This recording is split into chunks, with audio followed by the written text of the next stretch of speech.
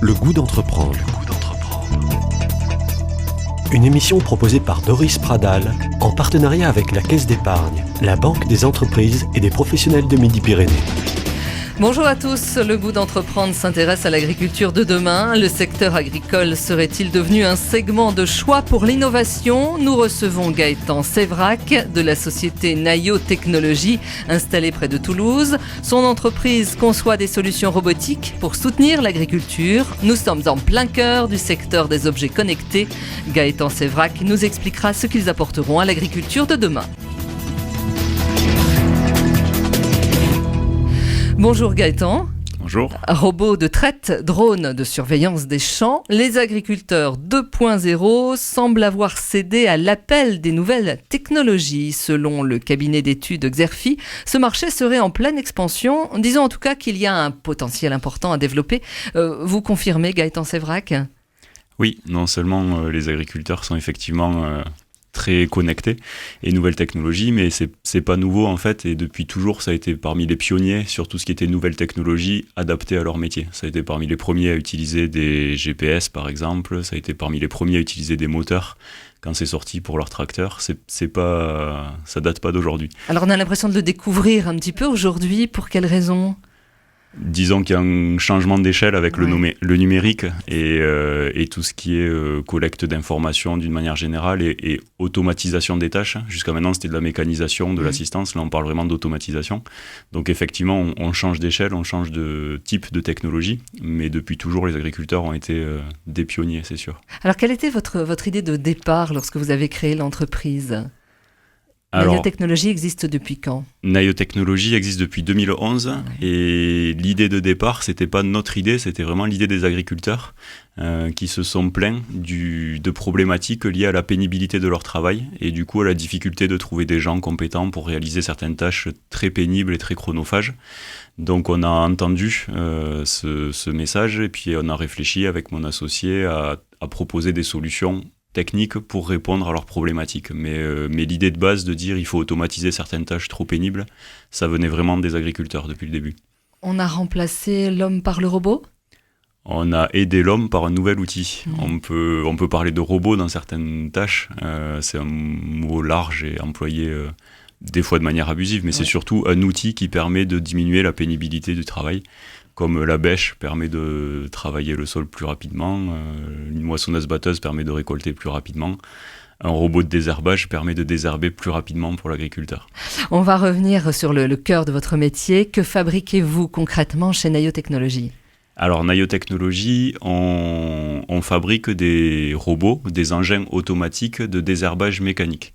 Donc, le principe, c'est très simple, c'est biner le sol, c'est le terme technique agricole. Donc, ça représente un sarclé, comme quand on sarcle la terre dans notre jardin pour aérer et empêcher les mauvaises herbes de pousser.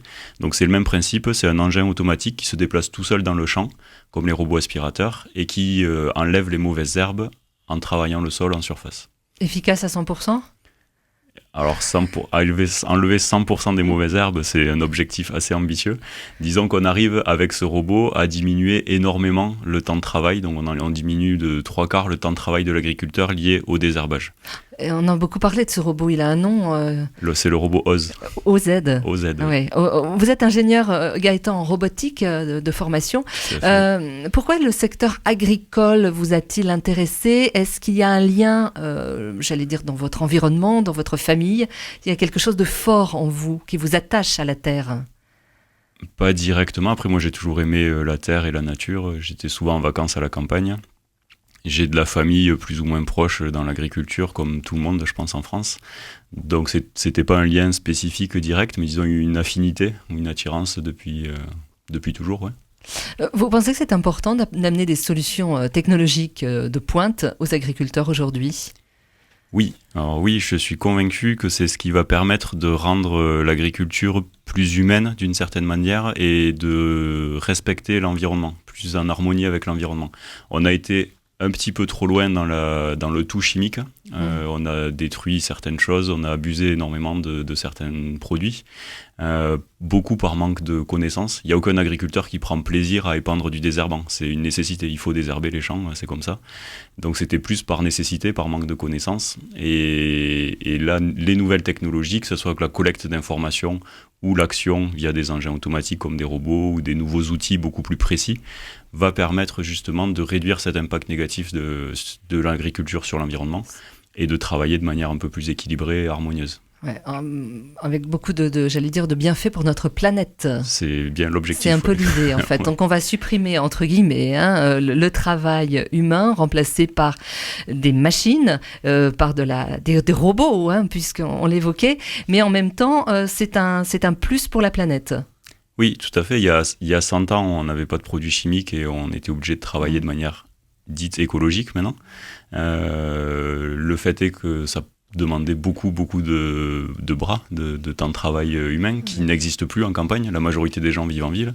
Donc il n'y aurait plus assez de personnes qui travaillent les champs pour travailler dans les conditions qu'on avait il y a 100 ans.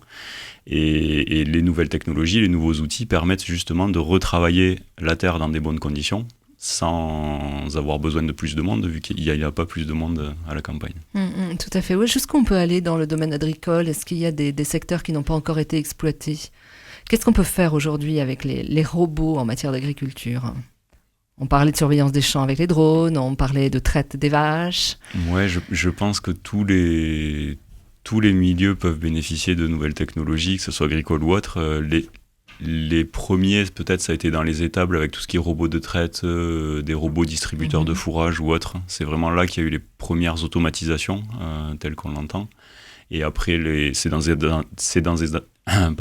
des environnements fermés, cloisonnés, donc relativement simples à arpenter pour un robot.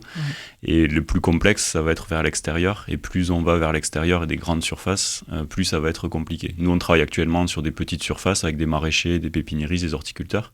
Ça reste un environnement extérieur, mais relativement restreint et contrôlé. Quand on va vouloir aller travailler vers des grandes cultures céréalières ou autres, ça augmente la complexité de gérer un environnement variant. Est-ce qu'on peut prévoir le temps ? Ça, on peut, on le sait, mais de manière très précise et surtout protéger les cultures. On peut protéger les cultures du temps et de la météo. Plus on a d'informations, plus on est efficace. Donc évidemment, plein de capteurs partout dans les champs, ça peut permettre d'améliorer les prévisions météo, mais ça peut permettre aussi de suivre l'évolution des conditions climatiques sans faire de la prévision, juste de regarder ce qui se passe et de prévenir par exemple l'apparition de certaines maladies, de certains champignons. Il y a des ravageurs qui n'apparaissent que sous certaines conditions de température et d'humidité. Tant qu'on ne les a pas rencontrés, ça ne sert à rien de faire un traitement par exemple. Par contre, une fois qu'on est arrivé à certaines conditions très risquées pour la culture, il vaudra mieux faire un traitement en préventif plutôt qu'attendre qu'elle se soit développée et que ça soit trop tard. Donc ça permet de surveiller beaucoup de choses. Ça, les nouvelles technologies peuvent effectivement être très très intéressantes pour les agriculteurs. On va revenir, Gaëtan, si vous le voulez, sur votre entreprise. Alors vous êtes une jeune start-up. Quand vous avez lancé l'entreprise, vous aviez des fonds au départ. Comment avez-vous commencé ? Alors on a démarré à 4 sur ce projet, on était 4 amis, on sortait de l'école d'ingénieur et on a mis chacun 5 000 euros dans l'entreprise, donc on a démarré avec 20 000 euros. Ça nous a permis de démarrer, d'acheter un petit peu de matériel, de recruter un stagiaire, des petites choses comme ça. Et ensuite, on a évolué par levée de fonds successives. Donc, on a fait une première levée de fonds auprès de notre famille, de nos amis, de nos collègues. Donc, il y a une vingtaine de personnes qui ont participé. On a récolté en tout 70 000 euros environ. Donc, ça nous a permis de faire des premiers recrutements, de vraiment se développer, fabriquer le premier robot. Ensuite, on a fait une levée de fonds plus importante auprès de petits investisseurs locaux et de sites de financement participatif sur Internet. Donc cette levée, et une petite entreprise aussi locale, donc cette levée de fonds nous a permis de lever en tout 700 000 euros. Ouais, donc, ce qui est pas mal. Ce qui est énorme. Donc, avec le système du crowdfunding, c'est plutôt bien, oui. Exactement, oui, non, c'était très très bien et ça nous a permis réellement de nous développer, de nous structurer. Donc ça, c'était l'année dernière. On a pu recruter une équipe d'une dizaine de personnes, structurer la fabrication, industrialiser le produit, en fabriquer une vingtaine, commercialiser. Donc ça nous a vraiment aidé à nous mettre en place réellement. Et cette année, on est en train de réaliser une levée de fonds, de nouveau un peu plus importante cette fois-ci, pour pouvoir nous développer commercialement en France et à l'étranger, et pouvoir travailler sur de la R&D de nouveau pour des engins un peu plus gros, pour des plus grandes cultures qui sont un petit peu complexes, comme je vous le disais, que ce soit des grandes cultures légumières ou de la vigne, par exemple. Ça, c'est votre challenge de demain. Tout à fait. Est-ce que les banques vous ont suivi, ont cru en votre projet ? Plus ou moins. Après, disons que c'est pas le métier d'une banque d'investir dans l'innovation et le risque. Voilà. Au moins, ils sont clairs là-dessus et c'est pas nouveau. Ça n'a jamais été, ça le sera pas vraiment. Donc, elles nous ont accompagnés autant qu'elles ont pu, si je peux dire, mais toujours en suivant, une fois qu'il y a eu de l'argent privé investi d'abord. Voilà. Après, les banques peuvent aider à financer certaines parties de matériel, à financer de l'achat de stock, des choses comme ça, mais toujours dans une moindre mesure, et après qu'il y ait eu un investissement privé avant, pour rassurer, montrer quelques que tout garanties. Va bien se passer. Ouais, exactement. Vous avez été couvé par un incubateur également, qu'est-ce que ça vous a apporté ? L'incubateur Midi-Pyrénées, la première chose la plus simple et la plus utile, ça a été un bureau, physiquement, un endroit où on peut s'asseoir pour travailler, avec des salles de réunion pour recevoir des personnes. Donc ça c'est un premier accompagnement très utile. Et ensuite, du réseau, des rencontres, le fait d'être dans un groupe d'entrepreneurs. Sentir moins seul. De rencontrer des personnes utiles, de partager des expériences. Alors, ces petits engins, on va revenir sur votre métier, ces petits engins coûtent cher tout de même. Est-ce que les agriculteurs aujourd'hui ont les moyens d'investir ? Comme vous avez dit, c'est un investissement. Ouais. Donc, il n'y a pas d'agriculture. C'est un engin, pour situer, qui coûte environ 20 000 euros. On travaille avec des petits maraîchers, entre guillemets, dans le sens où ce n'est pas des gros producteurs. C'est des gens qui ont quelques hectares, qui font de la production locale avec de la vente locale en général. Donc, ils n'ont pas des capacités d'investissement énormes et ils ne vont pas acheter 20 000 euros comme ça sur un coup de tête. Donc, c'est un investissement. Ça se prévoit, ça se finance. Par contre, là-dessus, les banques nous suivent très bien, donc peuvent financer l'achat de ce matériel. Il peut y avoir des subventions aussi, parce que c'est un matériel qui réduit la pénibilité du travail et qui permet de réduire l'utilisation de produits chimiques, de désherbants. Donc il y a aussi des aides à l'achat. Donc en comptant les investissements possibles via des banques, en échelonnant les paiements, que ce soit du leasing, de la location longue durée ou des prêts, et en comptant le fait qu'il y ait des accès à l'aide, c'est un produit qui est tout à fait abordable. C'est un engin qui va coûter entre 250 et 350 euros par mois à un agriculteur. Voilà, donc c'est vraiment quelque chose qui va, comparé au temps qu'il va gagner, à la pénibilité qu'il économise, c'est un produit qui est extrêmement rentable. Mais ça reste un investissement, donc ça se réfléchit, ça se met en place et ça se travaille. Bien sûr, ça se budgète. Exactement. Vous restez avec nous, on se retrouve juste après ceci.